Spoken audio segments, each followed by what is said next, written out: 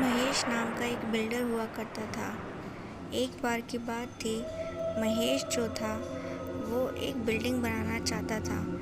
तो इसके लिए उसने सस्ते दामों पर एक कब्रिस्तान की ज़मीन को ख़रीद लिया, जिसके लिए उसने बहुत ही झूठी सच्ची कहानी बनाकर वहाँ के मालिक से वो कब्रिस्तान ख़रीद लिया।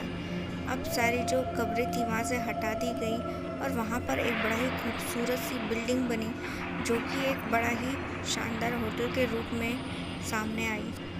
वहीं कई बार ऐसे हादसे हुए उस बिल्डिंग को बनाने के दौरान, जैसे कि लोगों के ऊपर सामान गिर जाना और बहुत से लोगों की मौत भी उस दौरान हुई। तो एक आदमी ने उस बिल्डर से कहा कि उस जगह पर कोई भी इमारत बनानी सही नहीं होगी, क्योंकि वहाँ पर पहले कब्रिस्तान था। लेकिन महेश ने किसी की नहीं सुनी और आज वहाँ पर एक खूबसूरत होटल बनकर तैयार हो चुका। वहीं होटल बनने के बाद जो था, पहले ही दिन वहाँ पर एक शानदार पार्टी रखी गई और उस पार्टी में बहुत सारे लोग आए थे।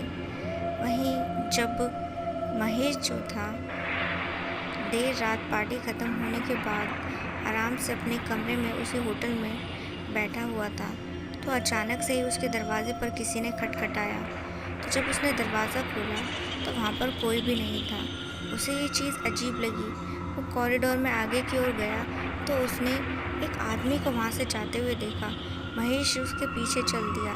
तभी जो था, अचानक से महेश का फ़ोन बजने लगा। उसने जैसे ही अपनी जेब में हाथ डाला और फ़ोन निकाला, तो तभी जो था उसने देखा कि फ़ोन पर बात करके जैसे हटाई था, तो सामने से वो आदमी कहीं गायब हो चुका था। वो हैरान हो गया, क्योंकि सामने तो सिर्फ दीवार थी। वो आदमी अचानक से ही कहाँ गायब। महेश वापस अपने कमरे में चला गया और उसका दिमाग इस बात की टेंशन ले रहा था कि आखिर वो इंसान अचानक से ही कहाँ गायब हो गया। इसी तरह जो था, हर रात महेश के दरवाजे पर कोई ना कोई खटखटाता रहता और महेश जब भी देखता तो उसे कोई दिखाई नहीं देता, और अगर कोई दिखता तो वो अचानक से ही कहीं गायब हो जाता। ये सब देख जो था, महेश परेशान होने लगा था। उसे समझ नहीं आ रहा था कि ये चक्कर क्या है। एक पल के लिए तो उसे ऐसा लगा कहीं कोई उसका दुश्मन तो नहीं है जो उसे परेशान करने के लिए ऐसी अजीबोगरीब हरकतें करवा रहा हो किसी से। उसे कुछ समझ नहीं आ रहा था। इसके बाद जो था, वो एक रोज़ अपने दोस्त से मिला और उसे सब कुछ बताया। तब जो था उसके दोस्त ने कहा, मुझे नहीं लगता मेरे दोस्त कि ये सब किसी की चाल है। तुमने बताया था ना कि वो होटल कब्रिस्तान पर बनाया गया है, तो हो सकता है कब्रिस्तान की आत्माओं ने अब उस होटल पर कब्जा कर लिया हो और वही तुम्हें आकर परेशान करती हो। तुमने ये बहुत बड़ी गलती की है जो कब्रिस्तान पर वो होटल बनाया। अब न जाने तुम्हारे साथ क्या होगा। तो यहाँ पर महेश जो था वो थोड़ा घबरा गया।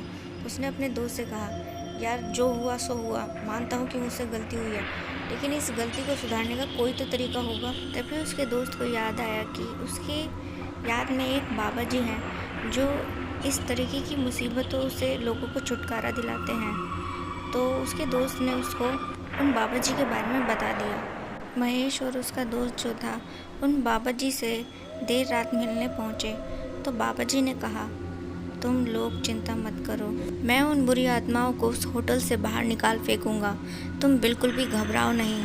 आज ही रात हम उस होटल चलेंगे और फिर मैं उन आत्माओं को एक बोतल में कैद कर लूँगा, ताकि वो फिर कभी तुम्हें परेशान न करें या वहाँ आने वाले किसी भी इंसान को। अब रात के 12 बजे ये तीनों जो थे उस होटल पहुँचे। तो यहाँ पर जैसे ही वो होटल पहुँचे तो उन्होंने देखा कि होटल के बाहर तक जो था किसी बच्ची की चीखें सुनाई दे रही थी। तो ये तीनों जो थे जैसे ही होटल में पहुँचे तो देखा कि एक छोटी सी बच्ची कुछ 8 साल की पागलों की तरह चीख और चिल्ला रही थी। उसका रूप रंग बड़ा ही भयानक हो चुका था। महेश ने बाकियों को बताया कि इस होटल में एक बच्ची और उसकी माँ ठहरे हुए थे। तो ये वही बच्ची है। शायद उन आत्माओं ने उस बच्ची पर अब कब्जा कर लिया था। तो तभी जो है उन्होंने देखा कि उस बच्ची की जो माँ थी पास ही में बेहोश पड़ी थी। शायद उन आत्माओं ने उस बच्ची की माँ पर हमला कर उसे बेहोश कर दिया। वो बच्ची बहुत ही भयानक तरीके से हंस रही थी। ऐसा लगता था जैसे कि हज़ारों आत्माएं एक साथ उसके शरीर में घुस गई हो। वो बाबा ने अचानक से अपनी पोटली से कुछ विभूति निकाली और तुरंत ही उस बच्ची पे छिड़का। तो तभी जो है सारी आत्माओं ने उस बच्ची का शरीर छोड़ दिया और वो कहीं गायब हो गई। तभी जो था वो बच्ची जो थी बेहोश होकर वहाँ गिर पड़ी। तो बाबा ने कहा, ये बच्ची तो इस वक्त बच चुकी है, लेकिन इस होटल को अभी बचाना बाकी। इसके बाद जो था उन बाबा ने पास ही के एक कब्रिस्तान में जाकर उन सारी आत्माओं का आह्वान किया। जिसके बाद जब वो सारी आत्माएं आईं तो उन्होंने एक मटके में उन आत्माओं को कैद कर दिया और फिर वहाँ पर एक गड्ढा खोदा और उस मटके को उसमें दफन कर दिया।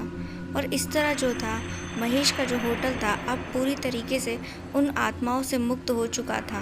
बाबा ने महेश से कहा, अगली बार कभी कहीं होटल वगैरह कुछ बनाओ तो ध्यान रखना, अगली बार ऐसी गलती मत करना।